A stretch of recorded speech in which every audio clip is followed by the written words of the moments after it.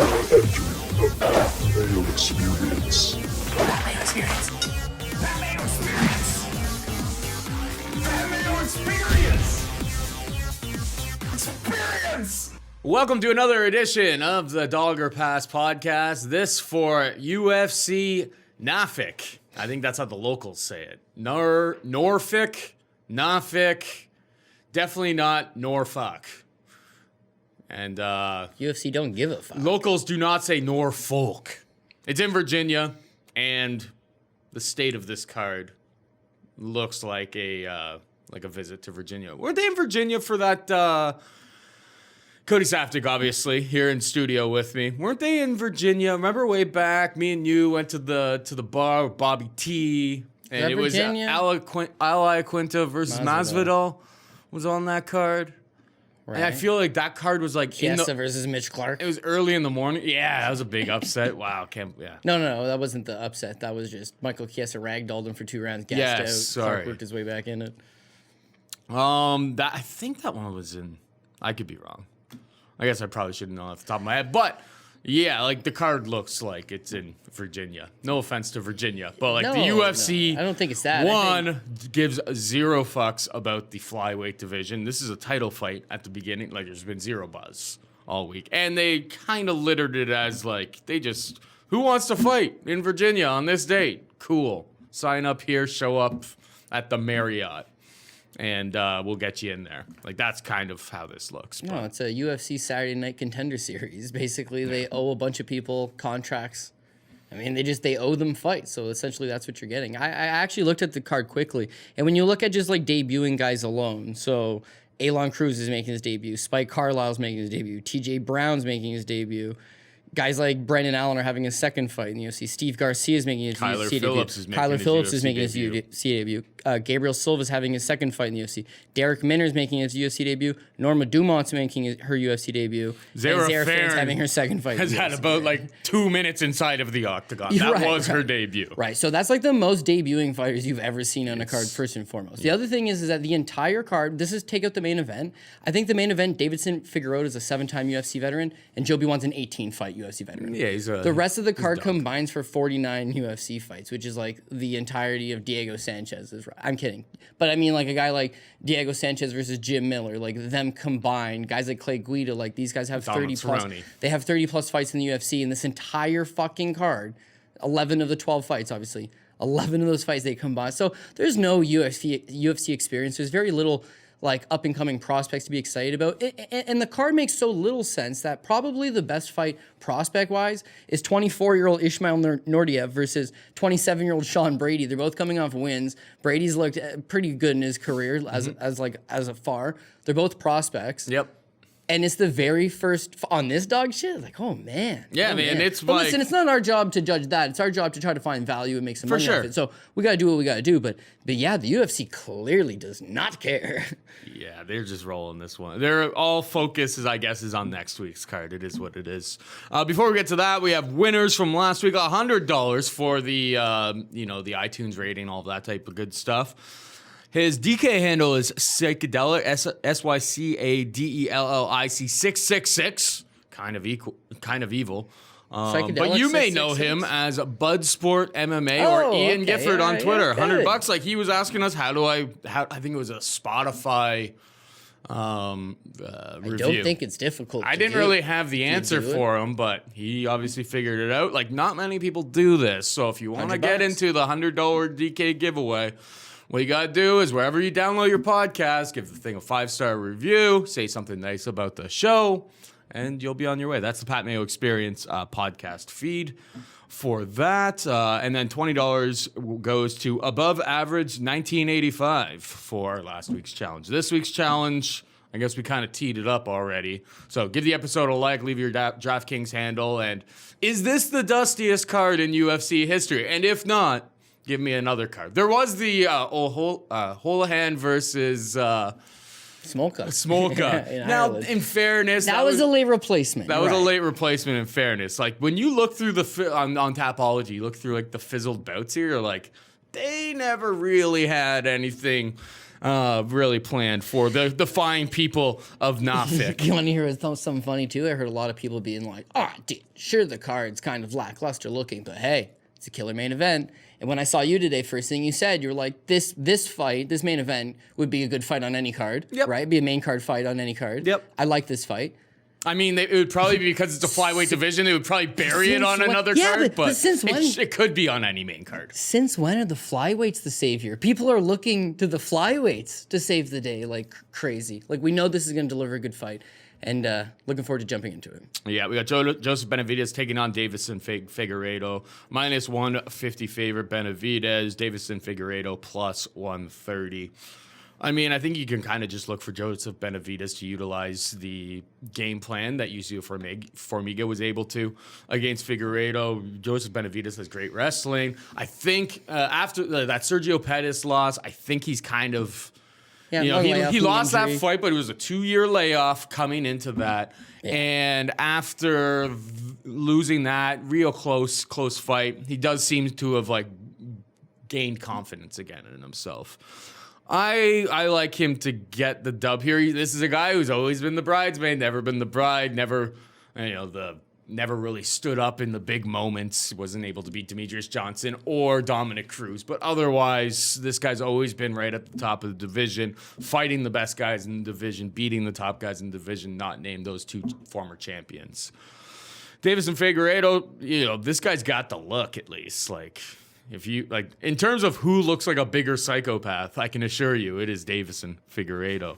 The guy's very good striking, but I do get the sense that it's kind of KO or bust. Now, we did see Demetrius Mighty Mouse Johnson landed a big overhand right in the second fight between him and DJ. It's definitely live for Figueiredo to do something like that and get a win, but I'm going to have to go with old, tried, tested, and true Joseph Benavidez in this one. A little bit you. Yeah, it's crazy. It's like the stars just have to align. He was not able to defeat Dominic Cruz, and now he cannot defeat Demetrius Johnson. He has 2 cracks at him. It's just not going to happen. We always used to make the joke that, this is the second greatest flyweight on the planet, and if it wasn't for a man named Demetrius Johnson, we'd be talking about how great Joseph Benavidez was. It was supposed to happen for him. Now, Demetrius Johnson finally loses the belt to Henry Cejudo. This is the guy's chance. And he's got a win over Henry Cejudo. And Henry's holding up the division, and he might fight Jose Aldo at 135 pounds. And as much as this is a paper title, and this is not the real champion in my opinion, it's nice to see Joseph Benavidez, who's always been there, at least get something. Again, it's a paperweight title, but at least he'll be able to go home and say, I'm a world champion. I think is the term you're looking for. Yeah, the guy's an anomaly, dude. He's 35 years old, and he's a flyweight, and yet he keeps going. But the 2 things he's going to need for this fight are both his wrestling and his cardio. And that's kind of where he shines. Now, the Formiga fight, his last time out, he didn't really want to engage it with his wrestling because who really wants to go to the ground with Yusir Formiga? So he strikes. And where he does get outstruck in spots, it's you see where this guy's extremely well-rounded. He can kind of do everything. And over time, he breaks down Yusir Formiga. The fight before that against Dustin Ortiz, he goes to his wrestling. He scores 7 takedowns in that fight. This is the kind of spot where, Figueiredo's got a puncher's chance. I mean, we've seen Joseph Benavidez get knocked out before at 35. And there's no doubt that Davison Figueiredo is probably the heaviest puncher that he's fought in quite some time. The guy does throw hammers. So as long as he can get out of those first 2 rounds, you got to assume that the grappling will take over. You made a great point with the Yusir Formiga game plan of just tie this guy up, take him down. Once you do get him to the ground, he was so helpless once he was on the ground. And I get Yusir Formiga as a special guy, but Joseph Benavidez is a slick grappler. But you also got to look back to the Jared Brooks fight. It's Brooks' fight for just not doing anything with the takedowns, but the takedowns come at fucking will. And Brooks is a natural atomweight, by the way, or not an atomweight. What am I saying? He's a natural strawweight, 115 pounder. When he fights in Japan. No division. Yeah. Here. So with Joseph Benavidez, it's if when he gets those takedowns, he's going to be able to do more with the top control. You got to think that he's just going to be able to grind him out over time. Am I worried about the first round and a half? The Figueiredo's throwing bombs. It's hard to take down because he's a big flyweight. He's strong. He's a very strong guy. He's going to try to brick wall him in that early beginning. Yeah. Yes, but I think Benavidez is smart enough to use his striking, use his speed, stay to the outside, chip away at him, use his wrestling to kind of tire this guy out, and then in those later rounds have to turn it up on him. So looking at minus 150, geez, not a bad price tag at all. Yeah. the puncher's chance is what you're looking at. But again, this is MMA. Like, It's a 125-pound division. yeah, again. Knockouts at 125 pounds just aren't as common. Right, as and other who's knocked him out? The greatest of all time. So outside of that, Figueiredo could knock him out. I get that, but to bet on a guy at plus 130 on the basis of that puncher's chance is just not enough. So what are his other paths to victory? He's not going to take down and out wrestle. He could outstrike him for 5 rounds. Like, that is possible. Yes. And then the only reason I feel good about the minus 150 on Benavidez, if that's the case, is he just hasn't shown a propensity to go 5. He's never gone 5 rounds, but he doesn't have great cardio, right? So Benavidez, Davison, yeah. Yes. Benavidez has gone 5 rounds. His cardio seems to check out. His output's great. He always pushes a pace. And I feel like if I'm banking on, like you said, well, maybe he outpoints him for 5 rounds, Figueiredo is like, I have no prior knowledge or information to base that assumption off. Yeah, I just think it's definitely in the realm of possibilities that he's just landing the better strikes over the course of 5 rounds. Benavidez doesn't get enough takedowns. Yeah. And he wins that way. But yeah, I think Benavidez is like the Swiss Army knife. He's able to kind of do everything. He's pretty solid at it. And he's got better wrestling than Juicy Formiga, who was able to employ this type of game plan. So I don't see, but I think we're on the same page. We don't really see. Okay, last We're question. not poking too many holes in Benavidez, and at minus 150, I think it's worth a wager on a card that's hard to pick some spots. So last question then, right? It is flyweight, and Figueiredo's shown that he's had some durability as well. Like, I mean, he's not getting finished by Formiga despite being underneath him for 15 minutes for the most part. So Benavidez by decision? Sure. Certainly improve that price anyways, because, I mean, it is a 5-round fight. I don't have the price in front of me on that, but is that what we're agreeing on? Benavidez a decision? yeah, that's how I would see this fight playing out more often than not. Okay. I mean, Joe B, maybe he finds a sub, but who knows? But yeah, Benavidez by decision is probably the path that I would say is the most likely. Let's move on down. We got Felicia Spencer taking on Zara Fairn. Spencer minus 800 favorite. Fairn is plus 550. So Fairn, her UFC debut, took on Megan Anderson, who we'll talk about a little bit later down the card. There is no such thing as a UFC featherweight division, so it's just like, hey, Zara, you know how you got submitted in the first round by Megan Anderson last time out? Well, now you're gonna take on the girl who submitted Megan Anderson in the first round when they took on each other. Like, it's minus 800, but yeah, like I'm not betting Zara Fairn. It's whether, I guess the real spot here is Felicia Spencer, like round 1 props, Felicia Spencer submission props. Like, those are probably the avenues that if you're gonna look for straight plays that you're playing. But I can't really poke very many holes in Felicia Spencer here. She's done pretty well, went the distance with Cyborg. Like, Fairn just doesn't really have the talent to hold a roster spot, you'd think, but there's no division here. They have no one else for them to fight, so they're just like, yeah, here's a layup. Go get it, Felicia. So yeah, minus 800. Like, I can't poke too many holes in it here. Yeah, well, like I said, this is UFC. We owe you some people contract fights because that's what all they're trying to do is they're trying to fill a void. So now there's no fighters in the 145-pound division for the most part. There's only that. Nunes for the most. She can go down to 135. She can defend at 135. And realistically speaking, she's a 135er. And she's not coming back up here unless there's like once a challenger emerges. Unless there's a contender that's interesting. The fans Sure. actually want to see it, but right now there's really nothing. No, until someone like Aspen Ladd, who's going to be at 145, or Aspen Ladd, or Spencer beats a couple people and moves on, or they truthfully, seemingly would love to do the Megan Anderson fight. It's just Anderson can't quite seem to get there. But all the same, it's like they signed Fairn to get Anderson back on track, and they needed somebody to fill out the division. She loses. Well, now we owe her another fight. She kind of does a favor anyways. So who are we going to give her to? Well, she can't fight Megan Anderson again. Back on track. No, yeah, but I mean, not only are we trying to get Felicia Spencer back on track, but there's quite literally nobody else to fight. Nunes is back down. Cyborg's not in the division anymore. Not in the company anymore. You can't fight Megan Anderson again. Yeah. Macy Chason is probably going to have to go back up to 45 at some point to fill out the void because she just doesn't look great at 35. I don't know. Anyways, what I'm saying is the entire division is in disarray, but we owe this girl a fight. Felicia Spencer's owed a fight. Felicia Spencer, there's a little more upside to her. At least she's a former title challenger who beat Megan Anderson. Whatever, just throw the fight together. Who cares if people laugh at it? Who cares if it's 8-1? Who cares what the case is? Whatever. Now, we should have made mention at the top of the show that because it's such a dusty card, DraftKings hasn't even released any of the pricing. Not at the beginning of our record here, no. Right. So we're not even looking at DraftKings pricing, but that's the only thing worth breaking down in this fight is Spencer worth just loading up with on DraftKings? She probably gets a first round finish. It seems like a locking in like any sort of cash format, wouldn't it? Yeah, a first round submission likelihood here is very, very, very high. Yeah, and if you're betting it, you got to improve that minus 800. You got to think course. exactly that. Spencer is a quick finisher, anyways. Like she's got that quick finish in her Anderson, but when you look at her Invicta fights, I mean, the fight with Pam Sorensen, like she's pretty aggressive with the grappling. She goes right to it, and she'll just go try to chain submissions together and get the finish. Only 29 years old, still some room for improvement there. You can see that she's getting a little bit better.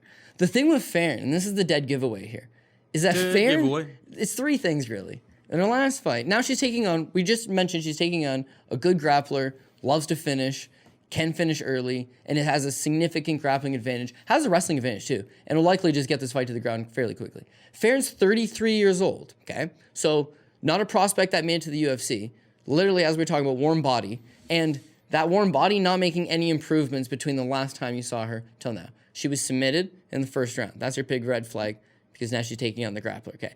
She was submitted by Megan Anderson in the first round. That's the second red flag. You got submitted by a non-grappler in the first round. The third thing is she got caught in the triangle choke. And it's a very basic... When was the last time you seen triangle choke in the UFC, right?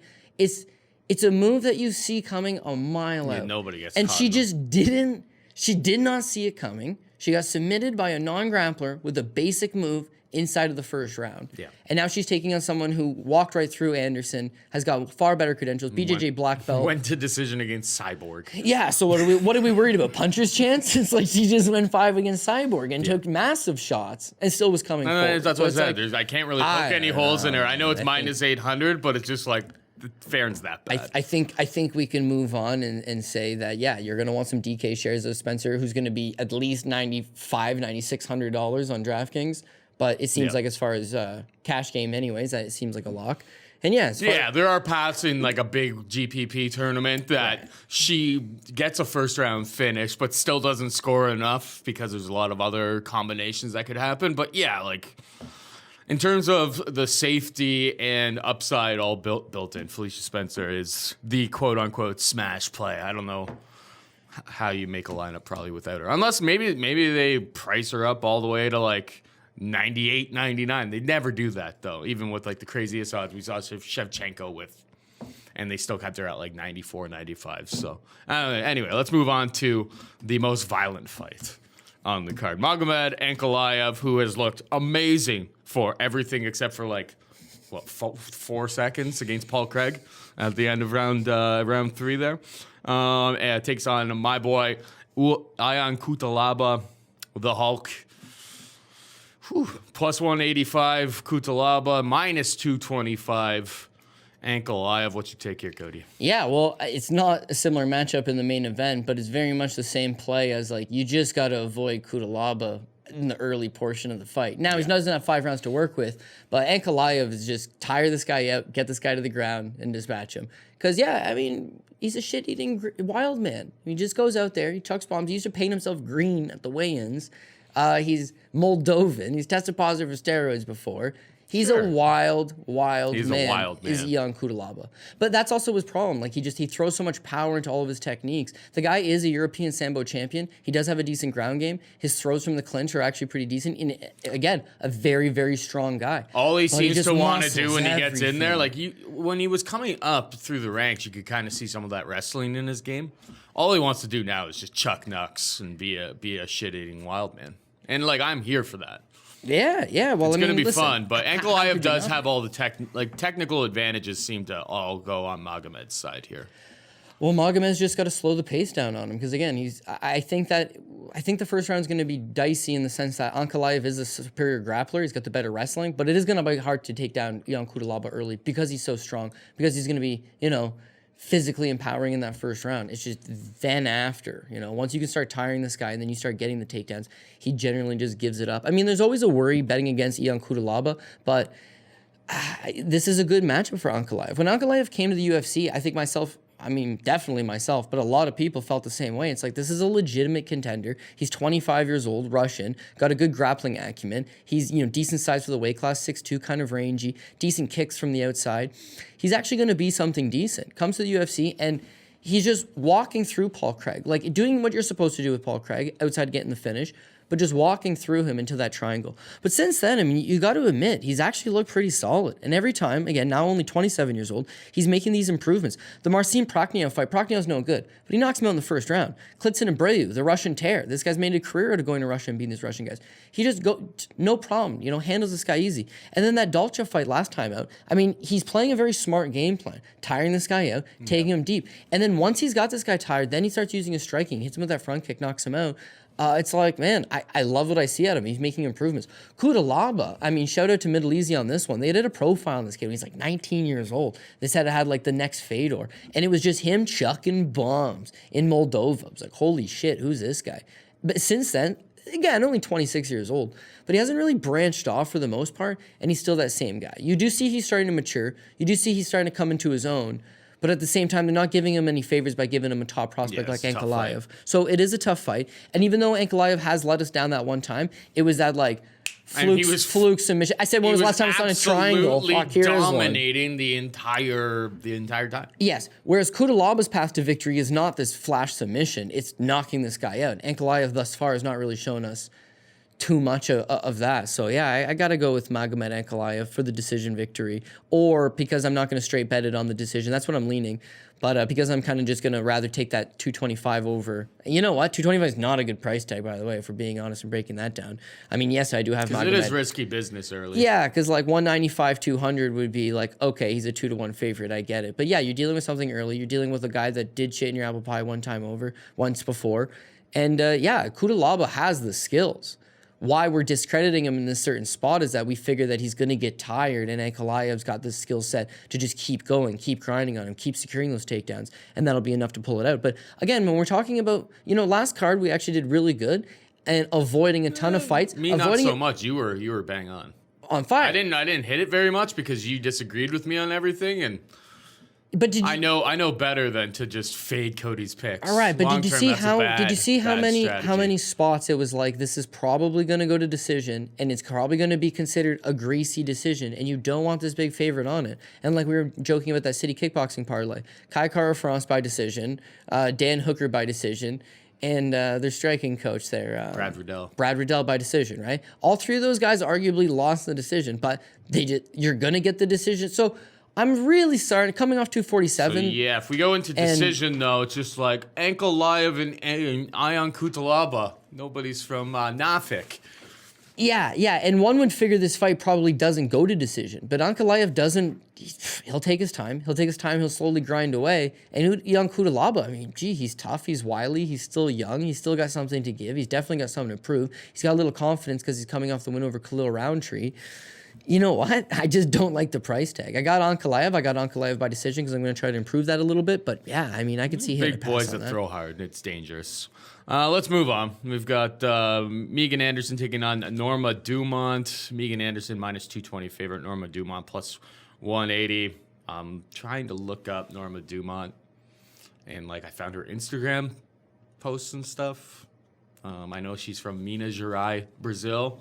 I found a couple of clips from her at the gym hitting mitts. I think Caposo posted a GIF of her with a hip toss against some 0-0 fighter. There is not much out there. What you can really gather is that she's a 135 pounder. She's 5'7", and Megan Anderson is 6 feet tall. And we've kind of already talked about the fate of the women's featherweight division in the UFC. There's Megan Anderson. There's Felicia Spencer. There's the champ, who doesn't really come up to this division unless it's for Cyborg, who isn't even with the company. And the division was made for Cyborg, who's not even with the company anymore. So, I mean, it looks like it's probably a setup fight for Anderson, but I'm not gonna lie, I don't know enough about Norma Dumont to really be educated into a bet. There's not much out there to even see. What's out there? Yeah, well, that's the real struggle here. It's just I mean, Megan Anderson's probably value. She's gonna be considerably bigger than Norma Dumont, but I literally can't gather what Norma Dumont's even good at because there's not really enough tape out there. Yeah, to my knowledge, she's a striker, but I would say that this is totally a blind bet. Like, you don't know what you're getting into. 220 seems like a sweet price tag. Yeah. Because at least with Megan Anderson, you kind of got a better idea of what you're going to get in that we know she can't grapple, but they've also given her some pretty tough tasks. Holly Holm, multiple-time world champion, world title challenger, boxing, MMA, whatever. You know, it's a top fight. Getting out grappled by Holly Holm, that's not a great look. Getting submitted by Felicia Spencer in the first round, that's not a good look. But at least these are some of the division's better fighters.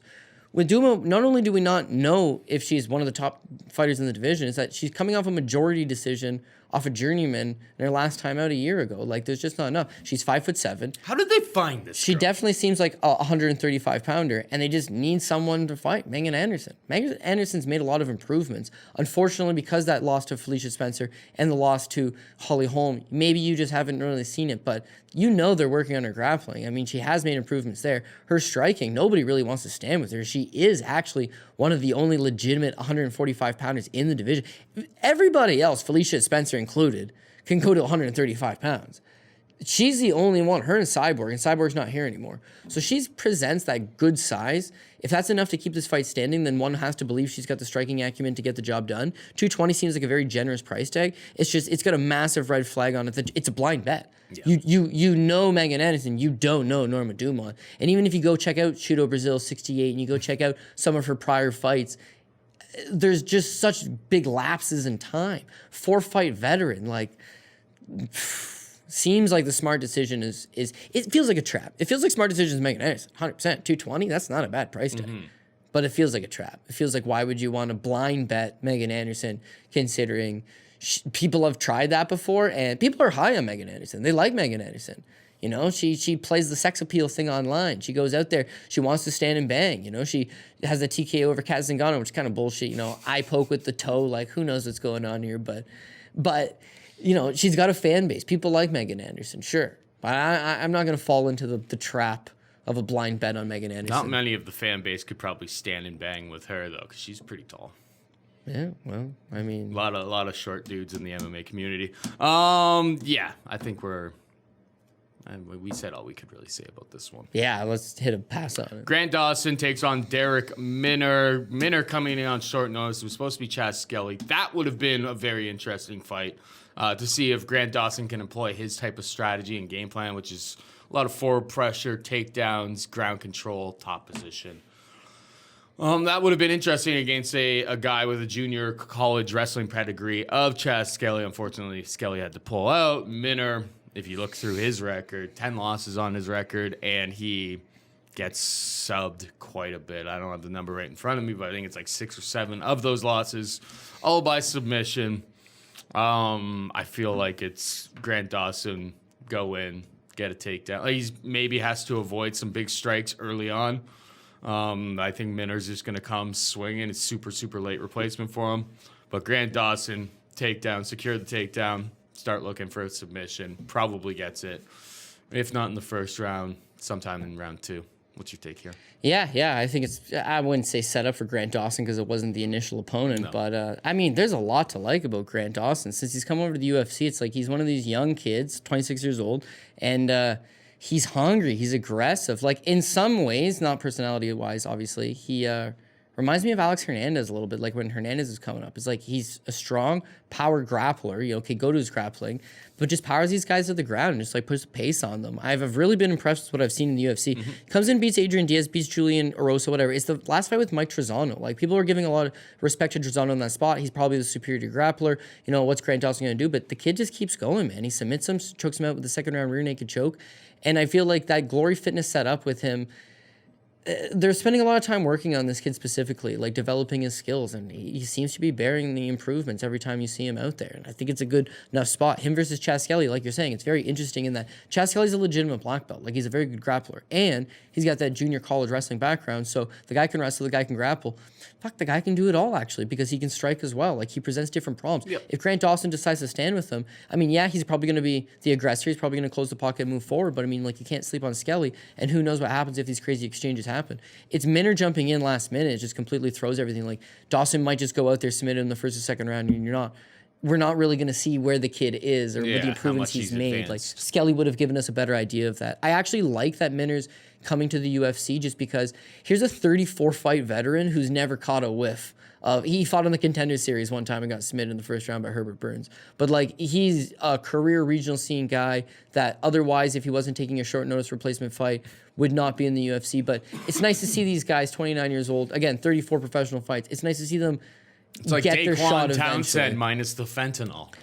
Daquan, yeah, and when you look at his record, it's like he fought on Contender Series, which is a major promotion. He fought on LFA, he fought on Pilot Times, he fought on Victory FC, another Fight Pass show. He fought on Hard Knocks in Canada when he lost to Jesse Arnett. He fought on RFA back in the day when they were running. Like he fought on a bunch of the promotions that their champions go on to the UFC, that their stars go on to the UFC. He can just never win enough fights to stay consistent. Like you mentioned, 10 professional losses, been submitted in 6 of them. It's like... I don't know if that's a fact. But Well, that number's not a fact. There's submissions all through that record. Yeah, of course. Well, he was submitted, he's submitted by Herbert Burns, submitted by Jordan Griffin, submitted by Fernando Padilla. That's 3. I'm Jesse Arnett. 4. John Duvall. 5. Chad Obelmiller. 6. And Dominic Blanco. All right, so 7. So So I was pretty damn. I was You said 6 or 7. I is looked what you through said. it and I was just like, okay. No, I thought I remember being I at see. 6. I see what happens here. Right, he's got seven professional losses by submission. And what's his game? Taking guys down and submitting them. Like, he's a grappler. Unfortunately, he's used to being the hammer over the nail. On the regional scene, it's a mixed bag of what you're going to get. I like Derek Minner, but again, Derek Minner shouldn't be in this position at this spot. He's not at this level. And not only... I mean, at this level doesn't mean very much. You know when what? You start looking up and down this card. I was just gonna say it means absolutely nothing considering Elon, Cruz, and Spike Carlyle and those guys. But you're not fighting one of those guys. You're fighting a 3-fight veteran. He's 3-0 in the UFC. Sky looks to be the limit for him. People are high on Yeah, him. no. I like didn't- Dawson. you didn't Dawson draw versus another Skelly Contender would have been Series an interesting spot completely. Yeah. And then lastly, Grant Dawson's 5'10", and Derek Minner on like a good day is 5'7". So I think at the weigh-ins you'll see a bigger size discrepancy, and that's what'll be ultimately the biggest thing here. Minner's not going to be big or strong enough to take Dawson down, whereas Dawson will get the takedowns. When he gets the takedowns, he'll soften this kid up, ground and pound him, go for the submission. Again, we don't know what the DraftKings pricing on it. 420, he's going to be 9,200 probably, exactly. 9,100 maybe, and I would suggest loaning stocks of him, but a genius can tell you that because he's a big favorite. I mean, Spencer's definitely safer moving up. And if she's only a couple $100 more, I would just like buy that safety with her. The difference is if Spencer secures a single takedown and then submits this girl who offers 0 resistance, that's what you're getting. Yeah, exactly. Whereas Derek has maybe Minner is a a higher- 34-fight veteran. Yeah, and even maybe- the Herbert Burns fight, he's going for it. Yeah. Unfortunately, he gets submitted, which generally happens with him. But you could potentially, out of Dawson, who could Get score more 2 or points. 3 takedowns and a lot of ground and pound and a couple transitions. Because there's a little and then less, a first little bit round more submission. resistance. If you get like a later finish from Dawson, and that's the game on DraftKings that you kind of play, right? How often do you watch your greasy. fight and you got fighter A and you're yelling at fighter B like, hold on a little bit longer? Usually when you have overs, hold on a Finish little him longer. at like Fight back. 459. You'll be watching DraftKings, be like, hold on a little bit longer. And Minner's got a better chance of doing that. He's got a better chance of getting back to his feet. He's got a better chance of giving up a few. Whereas I'm not seeing that out of Zara Fairn, who looks like she'll just lay over. Luis Pena takes on Steve Garcia Jr. Garcia Jr. coming in on short notice as well. There's only one book with a line on this, and I don't know the book, but it had it minus 280 Pena, Garcia plus 240. What's your take here? I'm assuming it's a Luis Pena pick. Yeah. Well, see, Luis Pena's costing me money, right? So at some point, I'm going to have to realize, like, am I sticking with this guy or not? He's 2-2 in the UFC. I've ridden him all times out. He was a big favorite of Richie Small and no money to be made there. Sorry, he's 3-2 in the UFC, but the Richie Small fight, there was no money to be made there. Yep. Loses to Trezano in the split. It's like, I think he had a lot of mental lapses in that fight, but again, he was trying to come down to 145 pounds, and clearly it didn't work for him, right? A little too big. Beats Steven Ocho Peterson, beats a shell of Matt Wyman, and then that Matt Frivola fight. This one stung me again, man. It's like he's got all the tools. He's massive for the weight class, even at 155 pounds. Fantastic gym. Trains with at the all best gym. trainers. Yep. Literally, his training partners consist of Khabib Nurmagomedov and Dan Ige and like the entire cast of Russians that Khabib has hanging out with them. Like these guys are all in or around his weight class. He's getting world class rounds in. He's got the frame. Like he's 6'1", 6'2", huge for the weight class. He's rangy. His striking, not bad. Switches stances, good kicks, good straight punches. His wrestling, his grappling, making big improvements. But for whatever reason, it doesn't click together. And it results in these close fights where, I'm not going to lie, he is losing these close fights. He lost a split to Trezano. He lost a split to Frivola. So he's young. Training with these guys are only going to be getting better. And I expect him to be making these improvements and getting better over time. But again, I can't sit here and say I'm super as high on him as I was because his ring IQ doesn't quite seemingly there, and he hasn't quite figured out how to use his size and his reach to his advantage. But what he does have coming in against Steve Garcia is that, again, you're probably going to want to look at the weigh-ins. But Steve Garcia is a 35er. Like, he's not a big guy. He's a career Jackson Winklejohn guy. But, I mean, he looked washed up. He had signed with Bellator, and he lost to Joe Warren. Like, that's where a lot of people remember him back in the day. Then he lost to Elon Cruz, who's buried way down on this card, who's making his debut, and it looked like it was kind of over for him. Beats Abel Cullum, who's done with. Andrew Whitney, that's Tisha Torres' ex-boyfriend from ATT, over with. Desmond Torres. It's the last two fights. He gets the Contender Series the opportunity to fight with the Contender Series. The fight's at 135 pounds. He blows weight and comes in at 139.5. So even though he beats Desmond Torres with a first-round TKO and didn't look bad, they didn't award him the contract because they were like, you miss weight by 4.5 pounds. Like, not a good look. So then he fights for LFA. They move up to 145 pounds. Once you know if the guy misses weight, move him up, 135 to 145. He misses weight, comes in at 147. Oh, the old Rumble Johnson. Right. So he was actually supposed The to Ray fight... Borg. He was actually supposed to fight at LFA 85, which is in 2 months from now, against Justin Gonzalez. And my boy Justin Gonzalez would have fucked him up. But he's lucked out in that he now gets to take a UFC contract. Being that it's so much earlier, he's not going to be massively prepared. I think he would be a little bit out of shape, which is why he has no problem taking this fight at 155. But you're going to see the size discrepancy when you're in there. And Garcia's got to rely on getting the takedowns going. Without the takedowns and without the size in order to be able to peel him to the ground and get him to the ground, I think he's in for a long one. So I'm going to, again, it's 280. I don't like that price tag. That's a bust price tag for this guy now. But I think I'm gonna give Luis Pena the one more crack, anyways. Yeah, I'm picking him here too. Yeah, and I'm gonna say Luis Garcia. He's just too big. He's a better striker. He's a better grappler. He's gonna make those improvements. And yeah, the two losses he has are splits. He learns. I mean, and he in theory, improves. it's just like if Garcia's gonna have to come out here and get takedowns and stuff. It's like in theory, well, what better gym for Luis Pena to be, fending off takedowns against Islam Makhachev and Khabib Nurmagomedov and all of those other Russian killers. So he's in the best spot to be. And Steve Garcia is a Greg Jackson guy, Jackson Wink, but that's not what it used to be, man. It really isn't. So I was never really high up on him as a prospect to begin with. He's finally made the UFC, and that's all well and good, but I just don't see it out of him here. So I think Luis Pena gets the job done. And at 280, I don't like it, but I will give him one more shot. Gabriel Silva minus 125, Kyler Phillips plus 105. Gabriel Silva, I believe Dana and his boys found Dana White looking for a fight. I believe they found this guy. He was on like the undercard of, I think the one where Derek Krantz was on that episode as well. And I guess they're setting him up here. Maybe Dana wants to like pat himself on the back, like, "Hey, we found a guy." Because I don't really understand how Kyler Phillips found his way to the organization here.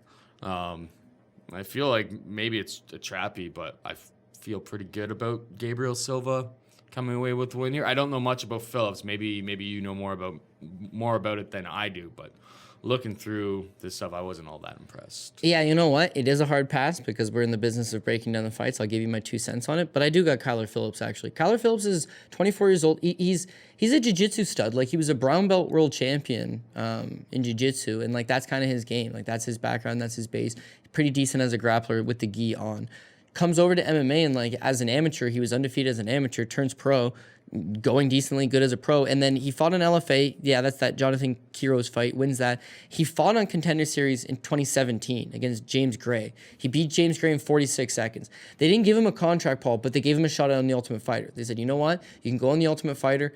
We'll give you a slot on that. He's the favorite to win The Ultimate Fighter, and he drops a majority decision to Brad Katona. Brad Katona ended up winning the fucking show. Brad Katona just got cut after winning that show, and then now they have Kyler Phillips rolling through. Yes. And Kyler Phillips. What a world. Kyler Phillips is 22 years old, thrown into a reality TV show setting where he's living with 15 other guys in a house and a bunch of cameras around. He's the number 1 seeded guy, and he loses to Brad Katona, who's the eventual show winner, right? After that, they don't give him a contract. They don't give him nothing. They cut him. This is very interesting to me. He takes a fight with Victor Henry. Now, a lot of people don't know who Victor Henry is, but he's an absolute stud. Usually fights in Japan. He's on an 8-fight winning streak right now. Spent a lot of time. He's a catch wrestling guy. 14-4 when he fought him. There's no sense in this kid who's 4-0 as an MMA fighter. Just got cut from The Ultimate Fighter. There's no sense for him to take on a savvy veteran like that. And you watch the fight, it's online, it's readily available online. He wins the first round, gets the takedown, is able to control him. Second round, not able to get the takedown, gives a good account of himself. Third round, again, dicey round, he loses a split. But fuck, man, he looked good. Since then, he got one fight on LFA. He beat Amika Afamakandu. Anyways, again. Say that 5 times fast. Yeah, I know. Again, fights readily available online, and like, dude, he kills him with a head kick, like a nasty head kick. It's like, okay, this kid can grapple. We know he's got the jiu-jitsu. He's been working a lot on his striking. It looks like he's improving. Again, he's only 24 years old. He's growing. He's young. He took a short notice replacement fight against Ray Borg in the UFC, but he pulled out due to injury. So now he's got that contract. So now he's healthy, comes back. They needed a fight on this card. They offer him Gabriel Silva. I think because Gabriel Silva, who ended up fighting Ray Borg, by the way, he was taken down 6 times. Ray Borg landed no strikes on him. He was just easily able to control him with the grappling. Now, Ray Borg is a phenomenal... Yeah, Ray Borg's... Right. But Ray solid. Borg's also a smaller guy, and everyone was saying, how is he going to translate that strength and that grappling to 135 pounds? After he beat Gabriel Silva, he tries to drop down back to 125 again. He didn't feel super comfortable in that weight class. Now this guy's taking on a legitimate 135-pounder in Kyler Phillips, who's... maybe not a better grappler than Ray Borg, but again, he's a world champion in gi jiu-jitsu. Like, he knows what he's doing. He's adequate. He's just got to be able to get the takedowns for 2 rounds. So this is a hard pass, but it's a dogger pass in my opinion. So I'm just going to say Kyler Phillips is my pick on it. You're clear to stay away. Tom Breese, -135. Brendan Allen, +115. I mean, Breese has, like, anxiety attacks before his fights. And pulls out last second because he doesn't want to fight. Like, it ain't easy. I don't know how you can bet on a guy who doesn't even want to go into the cage. Like, this is the state of affairs that we're dealing with in 2020 UFC programming, I guess. Here, really, it's a programming game, programming and gambling game, really. Brendan Allen, on the other hand, his striking. Nothing to write home about, but at least the guy's tough and his grappling's pretty good. He's looking for submissions. Wrestling isn't great, but like, I mean, Breeze. If you go back, I remember he was a massive favorite against Keita Nakamura when he was first coming in, and like that was real dicey. If it wasn't in England, he probably doesn't win that. No, game. I thought he won, but he was such a big favorite. It shouldn't have been close like that. And there was like lots of grappling transitions. So like this guy hasn't fought. And when was the last time Breeze fought? Last time he fought was Dan Kelly. The last time he physically fought was Dan Kelly, and it was 2018. It's been a while. And he's pulled out. He pulled out against. It's been almost 2 years. And he pulled out against Cesar Ferreira. He pulled out against Ian Heinisch. Yeah, Heinisch won the last time was because like he was having like it's seeming like the reports is like that he's having like there's a history. Yeah, anxiety attacks. So are you going to lay -135 on a guy who is so terrified to go out there in the first place that he has pulled out of fights last second? Like, I don't know how you. You want to know something? I don't know how you play that. Tom Breese is the only guy who knows if he's just like, I'm gonna be good this time. Fine, I'm over it. But like, he doesn't even know that until fight day, until it's time to go out there. And the problem with that is how do you lay money on a guy who doesn't even want to step into the in between, or doesn't even want to step into the cage? You know what? It's dog or pass. None of these guys want to step into the cage in the moments prior to going out. Like if you talk to fighters, they talk about the anxiety and the throwing up. Usually they follow through. Yeah, they always follow through. But I just mean George St. Pierre and Donald Cerrone, like these guys are legends. These guys have fought millions, not millions, you know what I'm saying though. These guys have done it all on the bright lights, and like both of them admit to throwing up before every fight. Like it's just something that happens. In his case though, it's like he probably legitimately has anxiety or some type of panic issue, and it's causing his body to like shut down. Now, here's a very interesting thing that I noticed is that everyone's talking about the fact that like, yeah, he pulled out of the Heinisch fight and it was ruled like the day of removed due to health concerns, right? If you look into anything of what those health concerns are, it's not readily available. Like you said, the speculation is that he's having these anxiety attacks, but there's also been some speculation that he's got a heart problem, right? But you got to go back before that. He pulls out of a fight on UFC Fight Night 107, right? It's March 2017 against Oluwale Bangbase. The Bang Bus. Breese is not medically cleared. Now, there's an article from 2017 that lists he's in the back and his heart rate, for whatever reason, it just starts going. It starts going. And he alerts the medical staff that he doesn't feel comfortable competing because of the heart rate. But the heart rate is his mind freaking out, is causing his heart to go, and then his mind's like, fuck it, we can't fight. So he doesn't fight. But he came back from that and he beat Dan Kelly. And that stands as his last fight. Because after that, he pulls out of the Cesar Ferreira fight, and it was due to an actual legitimate injury. And then the Ian Heinisch fight is this anxiety thing again. So when you look at his Tapology, he's grappled twice. He fought Lee Chadwick and Andy Clamp in the UK last year, submitted both of them. And maybe that's like their way of trying to get him back and ease him back into competition. But the main thing is here is that you don't know what you're getting. You do not know what you're getting. He hasn't fought in just about 2 years. He's got anxiety issues. Him at his best was still not looking great against guys like Keita Nakamura, who he was a 6-1 favorite over. There's a lot of big issues here. Brendan Allen's wily. He's up and coming, former LFA champ. Got good cardio, got a great submission game. He is a black belt. Wrestling leaves something to be desired. Striking, he's a Rufus Sport guy, but again, his striking definitely leaves something to be desired. But ultimately, the reason it's a hard pass is that Breese is the better fighter. I mean, from what we remember and what we have seen, he's as good of a grappler. Clean boxing and it's the boxing is the difference, because he's as good of a grappler as Brandon Allen is. He's as good of a wrestler, if not, I give actually the slight wrestling advantage to him, and I don't see Allen peeling him to the ground, pulling him to the ground, or taking him down. So now we've got a striking battle, and it's like him at his best, he's just going to stay at range and just beat him with the 1-2, right? But we've also seen Sean Strickland just outwork him because Breese doesn't throw fuck all. He doesn't. He just stands there, right? There's way too many red flags on Tom Breese. I do admit that I think he's got the slightly refiner skill set, but I don't know what it looks like. Also, he could come out here and be like, you know what? I start taking this pill for my anxiety. I start seeing the sports psychologist. It's been 2 years since I find the difference between 26 and 28. He could come back as a fucking monster. But I don't know. And I'd have to see what happens here. So before you lay anything big. Yeah. It's not enough of a dog money on Brendan Allen for me to just say, you know what, fuck it. I'll test where this kid's at. I don't know where he's at. There's enough red flags for me to say I'll take the dog play, but plus 115 is just not enough. So I think that it's a passable situation, but the official pick will be Tom Breese by decision. Sergei Spivak takes on Marcin Tybura. Spivak minus 115. Tybura minus 105. Basically a straight pick. Tybura has been knocked out 3 of his last 4 fights. And Spivak last time out, he was knocked out by Walt Harris, and then he subbed Tai Tuivasa, who could not stop a takedown. All 6 of them. In round 2. So, I mean, on paper, and like from, watching these guys kind of come up, watching their earlier fights and watching what they've done. Like Marcin Tybura, the guy's got like that head kick against Victor Pesta. Once upon a time. Man, like I don't think Spivak's got that type of technique, form, and ability in his arsenal. But I do worry about heavyweights. He knocked out 3 of the last 4 times. The road to being a title challenger is probably over for Marcin Tybura.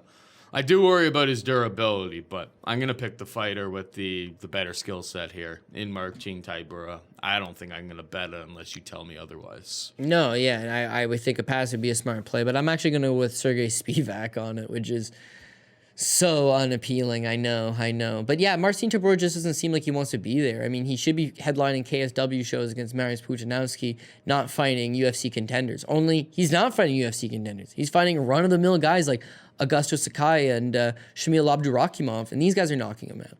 By the way, this guy used to be super durable once upon a time. He could take a punch, but now he's 34 years old, which is still young enough at heavyweight. He still moves well for a heavyweight, but he's not a particularly big, strong guy. That strike, that head kick folds Pesta. But outside of that, his power is seriously lacking in his punches, and he's got durability issues. He does look pretty good in the first round. It's beyond that. That's when the wheels start to fall off on him. Now, the thing with Sakai is that he's 265 pounds. Like, he's a bomber. He throws big shots. He hits him. He hurts him. Knocks him out in a minute. But okay, that one I'll give it to you. Shamil Abdurakhimov, he's not a big power puncher, to be honest with you. But you know what? He's a big guy. He chucks bombs. I guess I could give it to you. The Derek Lewis fight, Derek Lewis is a massive power puncher and chucks bombs. Like, okay, you're getting caught by a lesser degree of guys. That Spivak's not a power puncher. He shows 5 KO records on his record, but he's more of a submission guy. Yeah, they're against bums. Yeah, but now we're coming into territory where he's simply a heavyweight. And at this point, like, maybe he throws something and hits Tybura, and Tybura doesn't like it. If the fight does hit the ground, Tybura is actually a BJJ black belt. He should be able to hold his own against Spivak. But Spivak showed us something against Tai Tuivasa is that, like, he wasn't tiring. He was just going for it. Why do you think he submitted, or he shoots 6 takedowns, complete 6 takedowns, I should say. Tai Tuivasa is... Can't stop a He takedown. comes from the wrestling pedigree of Emil Mech. Yeah, like, and he would just... He's on that level? He would just power his way right back up to his feet, and Spivak would just take him back down. And he'd power his way back up to his feet, and Spivak would just take him back down. Every time he tried to throw a kick, Spivak timed it, caught the kick, went with it. Again, he's also Moldovan. This is the first time UFC history, by the way, 2 Moldovans are on the same card between him and Ian Cutelaba. But, like, he's only 25, and he usually is tall and rangy for the weight class. He's only 6'3", but Tybura is also 6'3", so that's kind of going to be negated.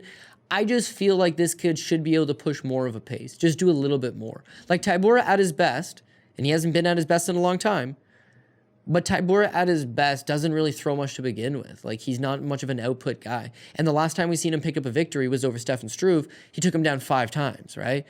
If he goes in the game plan of taking down Spivak and holding him down for 15 minutes, yeah, maybe he does enough for 2 rounds to pick up a decision. But I would have to say you're going to want to hit a hard pass on this one altogether. Like, I've been impressed with Tybura. Spent the last 8 weeks in Las Vegas at the Performance Institute. He looks like he's in good shape. Looks like he's training with some guys. But again, I mean, I couldn't give you a clear indication of where I think his chin's still there and his durability is still there. And Spivak at least shown that he's making improvements. And the very last thing, very interesting to me, is that Spivak debuts against Walt Harris at like 255 pounds, and he gets knocked out in 50 seconds. He comes back against Tai Tuivasa at like 233 pounds. Lost 20 pounds. Which is just unusual for a heavyweight, especially why would you want to come down at the lower end at 230? But it worked really well for him. His cardio was able to carry through. His speed didn't look all that bad. And he took a pretty good punch. Maybe there's something to it. Maybe this guy is improving. Maybe they got him on some illegal Moldovan supplements. I don't know. I mean, but I would say really, a hard pass. If not, I guess the official pick would be Spivak. At the end of the day, we're scraping the bottom of the bottom of the barrel. I didn't even want to talk about this fight. The heavyweight division is what's going on. We got Jordan Griffin taking on TJ Downtown Brown. Jordan Griffin minus 135, TJ Brown plus 115. You got takes? I got takes all right. TJ Brown has got some skills. No doubt he's got some skills. However, TJ Brown on his best day could be top 40, top 35 fighter in the weight class. Unfortunately, TJ Brown on his worst day is the worst guy in the weight class. Like, I don't think he has a chin, Paul. I don't think he can take a punch. And I think that when the heat gets put on him, he's going to crumple up. And that's a very bad spot to be in here against Jordan Griffin, whose back is 100% up against the wall. He's 0-2 in the UFC. He's definitely has something to prove. But, I mean, they're giving him a decent spot. So, just to break down TJ Brown really quick. TJ Brown lost his pro debut to this Shelby Graham, right? Shelby Graham currently has a record of 5 wins and 11 losses. Shelby Graham knocked him out. Later, he lost to Bobby Taylor. You keeping with me on this? Yeah, I was just looking at DraftKings pricing got released while we were on the show. Okay, so TJ Brown loses his pro debut. He gets knocked out by Shelby Graham, who's It was 4-11. Okay, no big deal. He lost his 4th pro fight to Bobby Taylor, who knocked him out. Bobby Taylor currently has a record of 5-11. So at this point, both of his pro losses are to guys that have abysmal records. 4-11 and 5-11 as pros. Both of them caught him. They hit him. He went down. Okay, fair enough. He loses to Joey Miola, loses to Bobby Moffitt. Bobby Moffitt's only ever knocked out one guy, so that one's fair enough. Joey Miola submits him. It's beyond that. This Cody Carrillo's 13 wins, 16 losses. His current record right now is 15 wins, 18 losses. He also knocks him out when he catches him at 228 the first round. So he's got 3 losses to Paul, to guys that have subpar 500 records. Just journeyman guys that were able to catch him. Mm-hmm. It's like, okay, well, maybe he was able to get over it. But then you see him on the Contender Series. He takes on Dylan Lockhart. Dylan Lockhart floors him in the first round. But he perseveres through. Eventually, he's able to get on top of Dylan Lockhart. And in the third round, he submits him with an arm triangle choke, which was a relatively close fight. It's like his chin just doesn't hold up for him, man. He's been knocked out 3 times. 3 of those guys, again, just absolute journeyman bums. And these guys are catching him. That when you watch the tape on him, you know what? He doesn't move that bad. And he seems very strong. He seems like a physical guy, got some okay speed. His wrestling's not that bad. His striking's not that bad. But again, without the ability to take a punch and get hit, I can't have any type of backing behind you there. And when you look at Jordan Griffin's got a lot to like in this spot because A, he's a guy that prior to coming to the UFC had a great finishing resume. Like, I mean, he can put it on you. He can knock you out. He can submit you. But beyond that, he's shown some good power, shown some good size for the division. Comes to the UFC, and his 2 fights in the UFC have been Dan Ige and Chaz Skelly. Well, they haven't really been able to show the best version of him. The Dan Ige fight, he loses the first round because he's getting taken down. The second round, he stands up Dan Ige. He puts it on him. He beats up Dan Ige. In the third round, it's a close round. Could go either way. I did score for Ige, but it's a very close fight. A good account of himself was given against a top prospect like Dan Ige, who's gone on to bigger and better things. But he loses that fight. The next fight against Chaz Skelly, it's the same thing, man. It's a close fight. He probably wins the second round. His striking's superior. His cardio checks out. He's pushing. But unfortunately, the slight grappling disadvantage loses him the fight against Chaz Skelly. So there's 2 guys in Skelly and Dan Ige who are just superior grapplers that got the win over him. Like, I understand it. TJ Brown's not on that level. Yes, now he's got a winnable fight. So now there's going to be a lot more of him being able to stuff the takedown and keep it in the open field. And when you see him in the open field, you're going to see him landing strikes. And when you see him landing strikes over TJ Brown, who seemingly can't take them, that's when you're going to see the big difference. So I've got Jordan Griffin, and he's going to be a great price on DraftKings. I'm sure you got it now, but because he's only minus 135 and he's got 8,500 on DraftKings, and he's got high upside as far as I'm concerned. So I could see that being on an optimal lineup potentially. Alan Cruz takes on Spike Carlyle. Alan Cruz minus 175. Carlyle plus 155. Alan Cruz had a pretty nice flying knee knockout. It was a really competitive fight, and I thought that him and his opponent both kind of looked decent enough. His opponent looked pretty good up until the point he caught that flying knee. So, yeah, Carlyle, I don't know much about. What's your take on this fight? Well, it's the hardest pass of all times. I mean, the whole card feels like it's a pass. Yeah. But in this case, it's similar to the TJ Brown, where I said TJ Brown was getting knocked out. It's happened 3 times. Getting knocked out by guys 4-11, 5-11, and 13-17. Those are the records. They're catching this guy. Mm-hmm. So you can't have faith in him because at any point he can get caught and he can lose. Both of these guys, Alan Cruz and Spike Carlyle, have the exact same thing, okay? If you look at Alan Cruz's record, he's got 2 losses, right? That one loss against Kareem Neville was 7-8 at the time. So you lost to a guy with a losing record, and you now made the UFC. You know what? I've seen it happen. It used to be unlikely, but I have seen it happen. So now you look at Spike Carlyle. Spike Carlyle's only pro loss, Paul, which happened against this Sarab Manasian. Sarab Manasian was 8-11. Nice. And he beat Spike Carlyle by decision.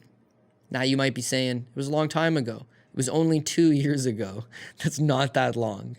So I'm just saying is that we're really scraping the bottom of the barrel. However, I will give you a dog play here. I'm going to take Spike Carlyle. Watching the tape on him, dude, he's a BJJ brown belt. He's a judo black belt, but he just clenches up with you. His body shape, very weird. He's so top heavy. Like, His upper body is just massively thick and muscular. And I honestly think all he's going to do is just grab a hold of Elon Cruz and just hold him up against the cage and try to peel him to the ground. Elon Cruz will pop back up. He'll try to peel him back down. It could be a very dull fight, but Elon Cruz's thing is that he's 6 feet tall at 145 pounds. He's very long. Very easy to control up against the fence. The Contender Series fight, you're right. It was a nice little flying knee KO in that. What a sick fucking finish. Like, Buddy was, ow. He might have been on his way of losing a decision. Like, that fight, I'd love to see the scorecards. It was close.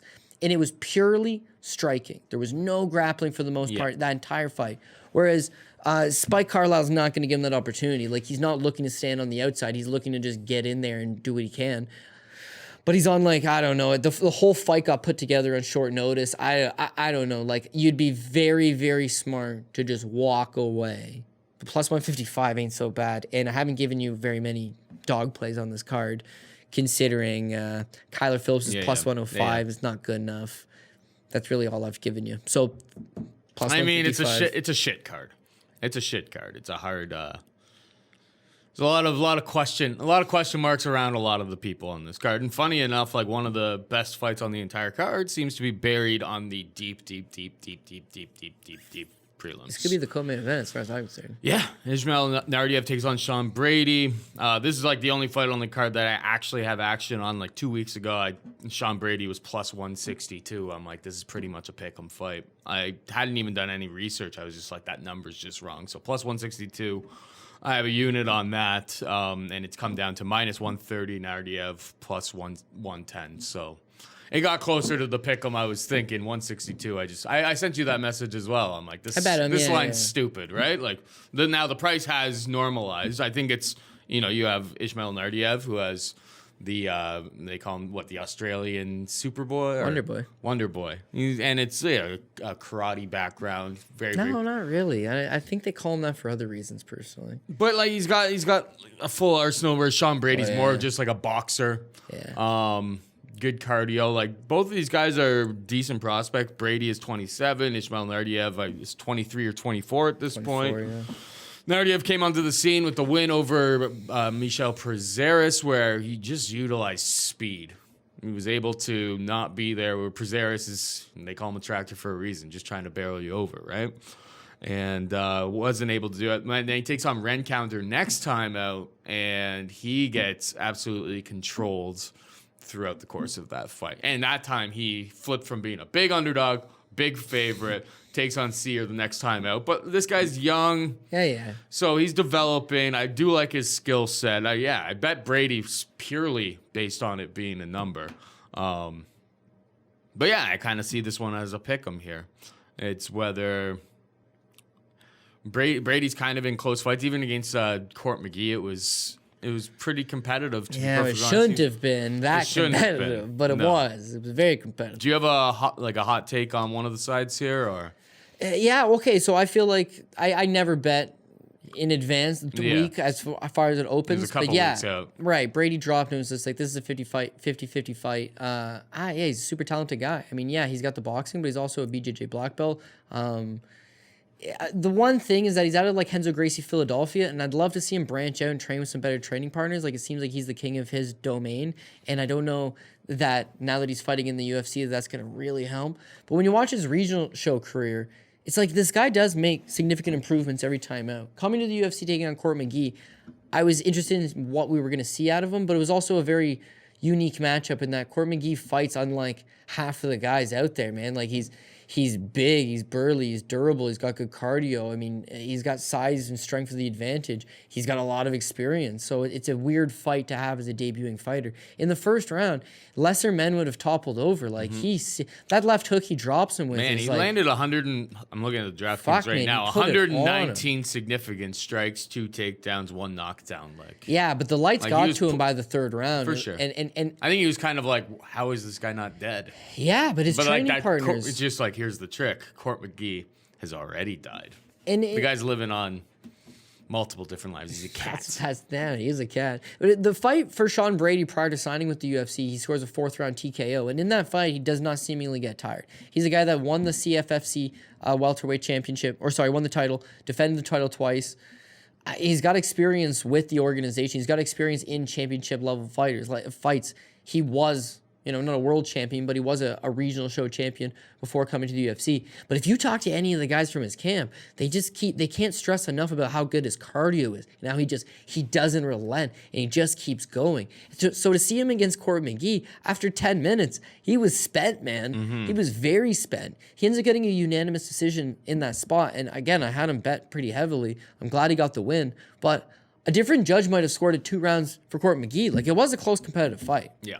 The reason I'm going to back him here is I do think that, again, only 27 years old, getting that UFC debut out of the way, getting that bright lights out of the way, I do expect to see his cardio to have improved for that. The pace that he was putting on, Court McGee just keeps going and going and going. Whereas Ismail Naurdiev's had kind of cardio issues and gas issues, cardio issues. Mm-hmm. Himself, right? So I think Brady's less likely to be having a pace pushed on him in the third and start fatiguing himself, whereas I hopefully that he's going to be in that situation to put it on Ismail Naurdiev. Naurdiev is way faster than him, man, way faster, and a way better striker. His body kick is absolutely nasty. He's got good power in his hands. The guy just goes for it. But he was a very potent finisher prior to signing with the UFC. Since being in the organization, his 3 fights in the UFC have all gone to decision. So taking off that quick finish off the table, he's just got to fight hard for 15 minutes. And even though he's 2-1 in the UFC, I'm seeing there's a lot to be desired there. Like the Michel Prazeres fight. Yeah, huge upset. Guy's on short notice and he beats Prazeres. Prazeres beat himself because Prazeres got all the takedowns he wanted. Thing is that as he's on top of this kid just bridges out 3 fucking times. He just literally from his back rolls over and bridges and gets back up. He's a 5-time Danish wrestling champion. So when they say he's the Austrian Wonder Boy, I'm thinking he's Austrian and he's the Wonder Boy. Like, he started fighting at 16 years old, right? And he's a 5-time Danish wrestling champion. He's a 3-time Danish kickboxing champion. He can kind of do it all. I think that's where the Austrian Wonder Boy thing comes from. But again, now he lives in South Florida, trains with the former Black Zillion crew, Henry Hoof and all those guys. He's great shape. Again, a young, up-and-coming fighter. This is 2 prospects coming off wins that got a lot to offer the division, and it's buried on the very first fight. It's below Spike fucking Carlyle versus Alon Cruz. Something ain't right. It's just so ridiculous. So anyways, yeah, this is a flat dog or pass for me. I'm going to take Sean Brady, and again, he's going to round out the dog plays for the day. I guess you have DK pricing now, but kind of got to get through this. So what? You want to I'll just give my final picks or what? Yeah, I mean, the DraftKings pricing is exactly how you would expect, and we kind of went over it throughout. It's like Felicia Spencer is 9,400. She is exactly what we thought. The second most expensive person, Grant Dawson. So you can actually make a decent lineup with the 2 of them in there. Those are the 2 people with probably the most safety on the card. I mean, that's probably how most people are going to construct their cash lineups and stuff this week. Start with those 2. And it's greasy kind of the rest of the way that you go through this card. Like, there are underdogs to pick. Like, it's not very hard. I just went through and kind of made a lineup here, and I don't hate it already. So that's better. I'm sure in tournaments there's plenty of other ways that people can go to, but obviously you have to make a move here. So yeah, I might as well just hit us with the picks. Okay, and I'll just give you a quick, I don't know what the pricing is, but yeah, anyways, Joseph Benavidez versus Davison Figueiredo. I don't know. 88 versus. Yeah. I mean, you have a device in front of you if you want to look at the DraftKings pricing. Yeah, essentially the picks quickly are going to be Benavidez, Felicia Spencer, Magomed Ankalaev, Megan Anderson, Grant Dawson, Luis Pena, Kyler Phillips, that's dog number 1. Tom Breese, we'll take him. Sergei Spivak, Jordan Griffin, Spike Carlyle's dog number 2, Sean Brady's dog number 3. So we'll have 3 dogs on this card. 2 of them, you're not getting big price, and the Spike Carlyle one, that's degen shit. So just keep in mind you're paying Spike Carlyle at any price. And then quickly on the DraftKings standpoint, right? If we all believe that Joseph Benavidez needs to use the wrestling and that Figueiredo is going to be he's big enough, strong enough, do the same thing that he did against Jared Brooks, is that even when you do get taken down, just get back up. Benavidez stands to score a lot, so I could actually see him being a decent DK. 5 rounds. Yeah. Felicia Spencer, we know that we're looking for a quick finish there. There's no value on Zara Fairn. The value, by the way, on Davidson Figueiredo is just the knockout. If he does win a 5-round decision, there's not going to be enough to suggest. Again, I don't know his pricing, but it is what it is. It's 88 I Yeah. mean, he's what you think. Yeah, Ankalaev versus Cutelaba. I mean, yeah, you'd probably want some exposure to one of these guys. Cutelaba does get the victory. One would have to assume the way this guy has fought throughout his career, he is traditionally a high scorer, and maybe he scores big for you. And you're getting him at a very good price. Whereas Ankalaev is okay with just getting the takedown and holding you down, not necessarily improving his position, not necessarily scoring huge. But Cutelaba might force his hand and cause him to do something out of the ordinary, or cause him to get a finish because he just burns himself out. Yep. Megan Anderson versus Norma Dumont, you don't know what you're getting there. But yeah, one would have to assume if it's a striker versus striker battle and it goes to decision, you don't want no part of it. But if you were somehow that faithful that Anderson was going to knock her out, then you could get a worse price tag on it. Grant Dawson's very Derek Minner. I think Grant Dawson's probably a must-own, and his price tag definitely suggests that he's going to be one of the pricey guys and probably have high ownership. 9,300, yep. Yeah, Luis Pena versus Steve Garcia Jr. I think Luis Pena puts it on him. Steve Garcia Jr. It could be durable enough. Like, Pena hasn't shown me enough of a finishing game that he's going to be expensive, and I think I might just try to hit a pass on that one. I think he's going to win the fight, but I think that Steve Garcia might just slow it down a little bit, and that Pena at nearly a 3-1 favorite is going to be too expensive on DraftKings to get that money back. He's the third most expensive at 9,200. Kyler Phillips, this one's going to be very, very, very low owned, I think. It just kind of like slides under the radar. Gabriel Silva went the decision with Ray Borg and didn't really offer absolutely anything. He landed like 6 significant strikes. It was abysmal. And Kyler Phillips, just like you said, he lost to Brad Katona, who has since shown that he can't grapple at the UFC level and has been cut from the UFC. So that one's a total mixed bag. Both guys don't figure to really score much, so it's going to be pass. But they're right at that 8,000 price range where it's like if you need someone to fill in a lineup, one of these guys could potentially come up big. They will be low ownership. Tom Breese versus Brendan Allen. What can you expect out of Tom Breese? And again, even if he shows up, even if he is Tom Breese of old, it's not going to score a whole lot. He wasn't really historically a good DraftKings scorer as it was. If Brandon Allen had slightly better wrestling, that would be a very intriguing play. And honestly, on a card like this, if you need a guy, especially on a cash game lineup, like I think you could do worse than Brandon Allen. He's not the worst one out there. Tybura versus Spivak, you'd want to think it's just one of those heavyweight clashes where one of them's going to topple over, but it could go the complete other way and just be a stinker of a fight. Be, one that goes to decision. Spivak was fighting Tony Kryptonite Lopez and Travis Fulton before coming to the UFC. Like, he never fought nobody. Yep. And the one win over Tuivasas got him as a even money favorite, slight favorite over Marcin Tybura. Just crazy. I'm gonna hit a pass on that one for sure. You know, I shouldn't be saying all this stuff on our show because I still got to compete in that MMA World Cup. But like, yeah, I think Jordan Griffin is. It could go there. If he loses, terrible.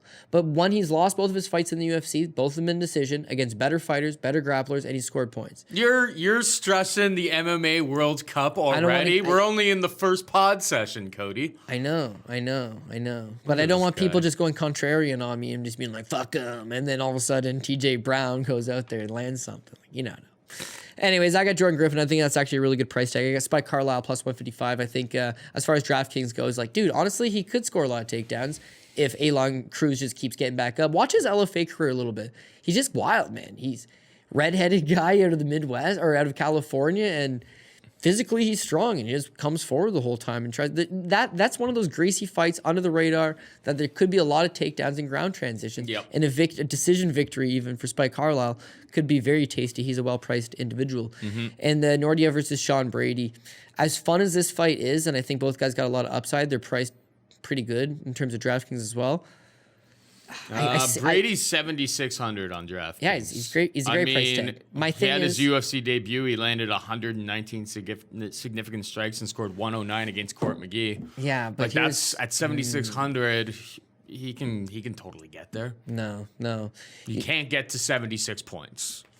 Well, yeah, of course he could get to 76 points. But remember when I said I don't usually bet a while in advance? I bet him and I like the price tag. But after tape studying it, like, I don't love it. I think it's a pick 'em, but Right, like right. when you get a plus 162 on a pick 'em, then you take that. For That's just sure, how for this sure. works. But he landed that many significant strikes against Court McGee, who was just not really a striker for the most part. Very slow, very plotting, puts it on him. He's not going to be able to land near that against Naurdiev. Probably against no, Court probably McGee. not. Against Court McGee, he can't take him down. He tries. He cannot take him down. I mean, he took him down twice, according to the guy on Fight Metric, who probably owned Brady. Yeah, no problem. And Court McGee, for the most part, I mean, he's just able to get back up. But with Ismail Naurdiev, again, being that 5-time wrestling champion, like, he knows how to wrestle. He's got decent hips. You watch when he does get taken down in the UFC, it's like, when he gets taken down fully, he accepts it. It's getting him down is a problem. Chance Rencounter just catches the kicks. Yeah. But without that, he's going to have a problem. And rank counter also, because he's so long, he's able to just take the back over and over again. When he takes the back, there's nothing that can be done here for Naurdiev. I don't know. The official play is Sean Brady, but as far as the DraftKings side of it goes, I don't think Sean Brady is going to be that decent of a score. $7,600 for a cash game play, yes. For if you're going for it on like a big GPP, I don't think that he's going to be on the optimal lineup. But again, who knows? I could be wrong, and he could go out there and score a first-round knockout or a submission, or who the fuck knows, right? It's MMA. There's many avenues and paths to victory, Paul. I'm going to fucking play Sean Brady now that you just squashed his ownership. Sean, don't call me Greg Brady. Give me the Brady. I'll take that. I'll take that leap on Sean Brady here then if he has no chance of getting to 76 points. No chance to getting to I like that you 76. just killed his ownership. Hopefully it does. No, why would nobody I owns them, and then I get all of the points, and then I get and you get sparked in the first round, and then I'll see you in the shares. next pod, pal. Not if Sean Brady gets sparked in the first round, you won't. No, that's true. All right, Cody Saftic, ladies and gentlemen. You can follow him on Twitter at CJ Saftic. You can also follow producer as Zach Pencer. He is at ZACK, Zach with a K. FTBT, which is from the Back Tees, which is his podcast. Thank you to him for switching the show and doing all the sweet stuff behind the scenes. For Cody and Zach, I'm Paul saying goodbye and good luck. Mayo experience. Experience.